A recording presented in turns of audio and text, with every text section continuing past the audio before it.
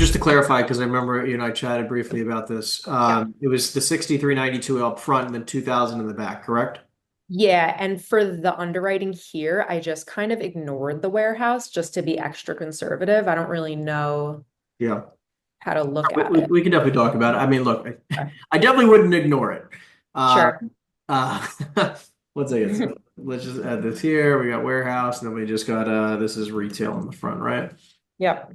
All right, let's drag everything down. Let's let Fabian in here. I'm gonna drag all this good stuff down. So give me 1 minute. We're gonna get rid of this reimbursement. Obviously, we are going to do an equal sign to that times this. There we go. Okay, and then price per square foot in the back. I think you and I chatted something like 15 gross. Hmm. Obviously, Oakhurst is a great location, so that seems like a pretty easy obtainable number, maybe even like a Yeah. 14 triple net. I mean, honestly, like if we got another tenant in the back. And then let's see what you got here for expenses. This is what they gave you. This is what you estimated. So they gave me everything. I added in repairs and maintenance, reserves, accounting, Yep, and the management. got it. I definitely would always just leave management at 5, repairs and maintenance. It's one tenant though. So is it really what? I'm not saying it's management intensive. It's just what it Got it. costs. Um, keep in mind that like what goes to 3 is if this is shopping center, like if you had a 300 unit multifamily property, you're at 3%. You can get away with 3%. If you're at like a tiny little property, you got like it's not that it's management intensive, it's just that, Time is money. yeah, it's not as much money. I mean, like you're looking at 5% is Right. only Yeah, six yeah, grand a yeah. year. I mean, like it's not exactly a ton of money. Yeah. So Will you see if the price per square foot is accounting Wait, for whose card is all this? of those expenses? Sorry. there, good here. Okay, say that one more time. The price per square foot, what? Yeah, the expenses, the price per square foot says 738, Yep. Okay, I see. but I was getting a higher number. So Got it. 830. So H33, which we'll have to, okay, H33. Oh, I'm sorry. It changed because you added the warehouse. Yeah, exactly. Okay, Okay. yeah, that makes sense. So 738, and then we're just gonna take this number and I'm gonna delete it and say equals $7.38. But we're actually gonna take off some money because of the other expenses. We're gonna do like $5.50 in reimbursements. For you. Times your total square footage, divide by 12. And there you go.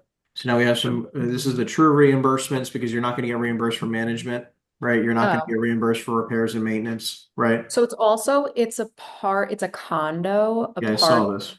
yeah, three or two other properties. So it's like $650 a month, which covers snow, landscaping, and the street lighting just in the common areas. Sounds good. And then obviously leasing commissions and fees. I mean, you're going to have something, right? Right. So let's just say maybe 3 grand a year. I mean, I don't know, not a lot, maybe Right, 2,400 a year. because like on the actual, like when we close, it's going to be a substantially larger commission, but it's a longer term lease. So do you Yeah. like depreciate it over No, so like yeah, I would take it over a period of time, right? So like if you're getting hypothetically, like 80 grand or something? well, I mean, yeah, let's say that they sign, what is this, comes to 44 grand a quarter, but the base rent is only 11, and let's say 12 grand, right? 12,000 gross times 12 is 144 a year. They sign a 5 year lease. It's 720 times what percent commission would you expect? Let's just assume, well, I was assuming six if there was like a tenant rep and a landlord rep, Right, but but you represent both sides. right. So I guess four. All right, we'll go 5. Okay. Meet in the middle. Say $36,000, right? So 36 grand, right? Like again, I have an estimated budget of $2,400 a year, which is probably a little bit light. So we're probably gonna end up having to go to like maybe 6 grand a year, Hmm. um, to And cover. what are you thinking about that being prorated over like the 5 years Yeah, that's what I'm or? doing exactly. Okay. what is sorry, 36,000 divided by 5 is 72. Yeah, so 7,500 bucks. That's fine. There you go. So other than that, everything else looks pretty clean. I like it. Let's look at the deal. So are they listed for 2 million or what are they listed for? They're listed at 2.5. Got it. Okay. Um, well, our NOI doesn't look exactly that great. Let's Right. look into this a little bit better. So we have obviously this is also not going to happen day one. Like this is like they're not going to close and Well, have I was thinking of making the deal contingent upon getting the the tenant. tenant. Got it. Okay, I like it. All right. Well, look, I mean, you're only having how much is this? $14,000 a month, and then paying basically close to triple net expenses. So you have 14K a month. So if you just do back of the napkin math, right? 14 times 12 is 168. Let's take off something like, let's do 15%. You're netting 140, right? So I can go up a little bit. So instead of 5.5, let's do 6. So instead of 5.5, let's do $6 a foot, where these are the reimbursements I'm adding back. Our summary here is saying that we have an NOI, one second. Where's our cash flow? There we are. Net operating income. I don't know why it only says 103. $70,000 in expenses. Oh, okay, now it's $8. That's why. $8. But they're also not going to cover your commissions. So Right. that's what's in here too. So like I'm adding back $6 and I'm saying they're not covering things like repairs and maintenance. They're not covering this 6,000 and they're not covering this 7,500.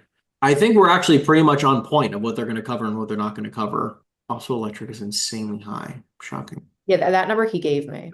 That's wild. Okay. Well, look, regardless, this number is accurate now. Okay. So like our true net operating income is probably going to be around 103. And that's with everything actually being about as tight as we can possibly argue it to be. I am curious where this, okay, got it. You have 500 grand in CapEx. Oh, no. I didn't know what to do there because I knew that there's like the section for the syndication and stuff, and he would just be buying it by himself Yeah, and yeah. using So I mean, look, I cash mean, and this let's add some debt in here. okay. So now we have some debt. Obviously, in the future, we're seeing that the income is not great, right? Like we're only seeing that the value is going to be $1.7 million in 5 years at a 7% cap rate. Now, obviously, let's say he can get a 6, it's about where it's at 2 million. You said it's listed for what right now? 2 point, 2.5. Jesus Christ. I know. All right, well, let's see what Henry would pay. Well, I'd be, we don't even have closing costs in here. We're gonna add 50 grand for at least for Well, that. so I mean, I was thinking if he bought it all cash, is there closing costs? Yes. Oh, sorry. Yeah, yeah, yeah. I mean, you don't have as much, but yes, there is Yeah. closing. Yeah. You're still gonna have title fees, you're still gonna have, attorney fees, you're still gonna have recording docs, right? Like you're still gonna have some fees. Yeah. Um, there it would probably be about a third of this, right? So like it would probably still cost you, let's say, somewhere around 15 to 20K to close, right? If you paid cash. So, even if you paid cash, which you wouldn't put a zero here necessarily. Essentially the way I want to look at it is like, sure, you could argue the paying cash or not. I probably would tell you to not pay cash for this Hmm. and run numbers as if you're getting a mortgage.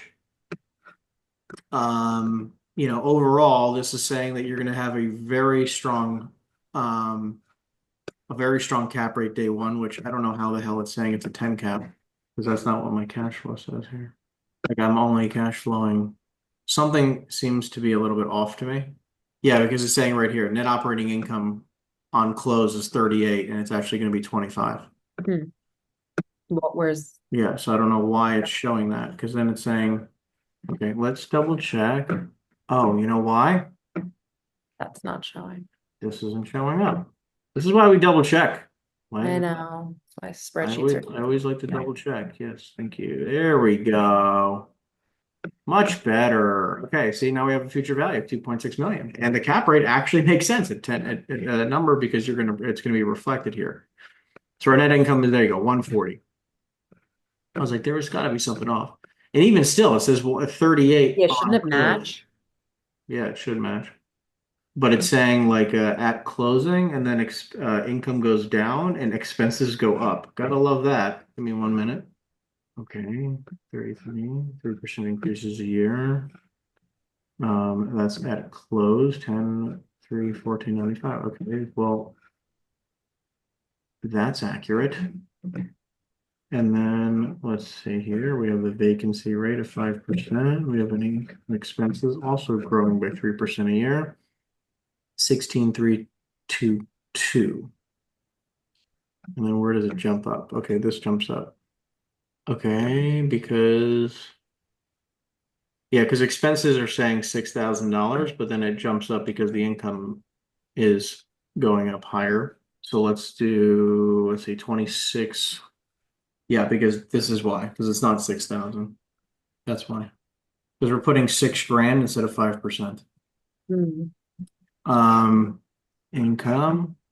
There you go. Okay, so that makes more sense because now the income is accurate. Expenses are exactly accurate, and now the income line is just a little bit off. I don't know how I got to 54,744, but I think that's just before, yeah, income J40, income J40. Yeah, that's before the 5%. So you're just gonna eat, that's why. So you just do this. I should The vacancy of 5%. correct. Got So it. It's not showing at it's closing. just not showing it correct. There you go. So 5207, cash flow, everything's the same. There you go. Bing bada boom. We could figure it out. All right. Kind of Sherlock Holmes that this sheet. Hmm. All right, there you go. So everything is now 100% accurate. So even I mean, 1.5 would be an unbelievable price. Let's go back to your $2 million number. Now that everything is correct, let's add this to 50,000 at least. Okay, it's gonna be tight to even get you this type of loan. You're probably gonna have to go to a 65 LTV. Brings you to just sub 7 cap rate day one. You can ignore the pref. So again, if you don't want to do that, you could just do a 0 and 100. So this is all the same now. So there is no capital raise or anything like that. But this is also assuming a 6% sale in 5 years. Right. Now, again, this is also just a 6% valuation in 5 years, right? Like, so it doesn't necessarily, a lot of your returns are based on when you sell it, Right. right? But I'm looking at things like stabilized yield, cash flow. Like again, I'm probably going to offer something like probably 1.5 million on this. That's just me. I'm offering probably 1.5 million contingent upon getting my tenant in. That to me, this deal makes a lot of sense if you could do this day one. I'm happy about this. Yeah. And again, this is how we broke down the deal, right? We did 14 triple net for the in warehouse in the back, the 2000 and 22 a foot triple net in the front. Got it. Okay. I mean, I feel like this buyer has a little bit more of a appetite than what you would No, that's think. fine. So I'm just saying you Yeah. can move this number however you want. I'm just Yeah. saying like so For I mean I sure. also think 6.5 is probably very aggressive. Or 6 was very aggressive, Yeah. so maybe 6.5. And then like what would 40 quarters look like? I mean your One. IRR is just gonna go down infinitely. Got it. The longer you hold, the more it's gonna go down. I mean, I don't know why it's because your expenses can't go up at the same rate. 3% increases here. Okay, that's why, because also this is not tallying. There you go. Amazing. Boom. Okay, there you go. So it's worth, there you go. But it will affect your IRR because the longer you hold it, doesn't make sense. Mhm. But anyway, so yeah, if you hold it for 40 quarters, which by the way, I've never once estimated a deal based on 40 quarters. I will always estimate based on either 12 or 20. But anyways, even if he's got, let's say he has the appetite for 2 million bucks, again, it's not a terrible deal. I'm not saying it, Yeah. again, if you can pay cash, it's not horrible. I think it might be a smidge overpaying. Well, now that, if it's 2 million, he's probably not going to pay cash because he has 1.25 really to put towards it. That makes sense. I mean, like, yeah, so then he would be getting, let's just say 60%, or I mean, he'd be paying way lower because he's got to put down 125. Okay, so he's getting like what, a 25, like a 30, I don't know, 40%. Overall, I mean, his cash on cash would only be a 5% rate of return. But like, look, overall, he's getting an 8% stabilized yield, which just means, again, total out of pocket costs in regards to how much money he's making a year. It's not horrible. Yeah. Okay. Especially if you can get your tenants to sign a 10-year lease, this deal could be pretty lucrative for him. Yeah, he said that he would prefer to do a 5 + 5, but he Yeah, wouldn't be against a 10. got it. Yeah. So I again like for an owner, for your type of investor who's like, again, not needing to hit as high of returns, again, at 2 million, which it's listed at 2.5 million, you're saying, If you Yeah, want to start at 1.8, you can, right. you know, be a little bit more aggressive to start. And also keep in mind, by the way, proper leverage also helps this deal and increase the rates of return. So. Got it.